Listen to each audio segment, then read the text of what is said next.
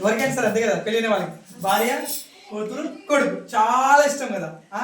కానీ దేవుడు ఏమనంటే తనకిష్టులైన మనుషులకు భూమి మీద సమాధానం కలుగును గాక.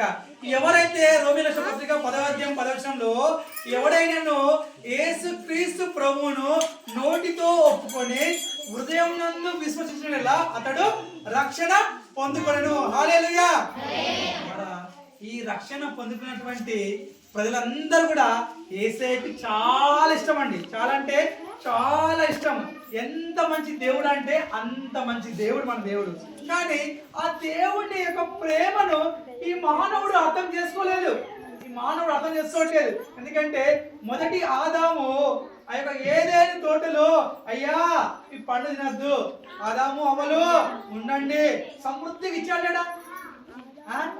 ఇప్పుడు మొన్న ఎలక్షన్ టైంలో మన జేబులో ఎక్కడ రూపాయి ఖర్చు కాలేదు. వారం రోజులు వచ్చింది పోయింది.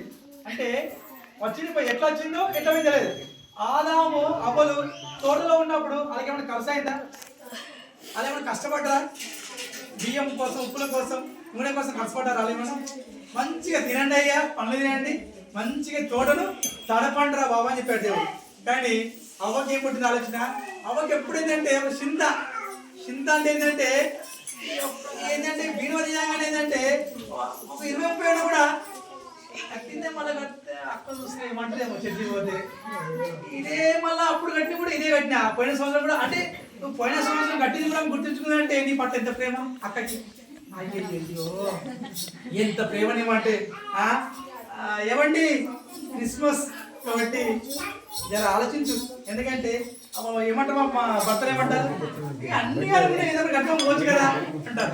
కానీ ఇక్కడ చూసేసరికి అన్ని కట్టినే. మళ్ళీ అక్క అన్న చూస్తే ఇప్పుడు ఆ రోజు గుడ్ ఫ్రైడే కట్టినది ఇదే కదా. అంటే ఎంత ప్రేమ, ఎంత జ్ఞానం చూడండి అక్కకి అన్నకి. ఇది ప్రేమ అంటే మనం ఏంటంటే దేవుని యందు దృష్టించు ప్రజలు ధనిలో. హల్లెలూయా.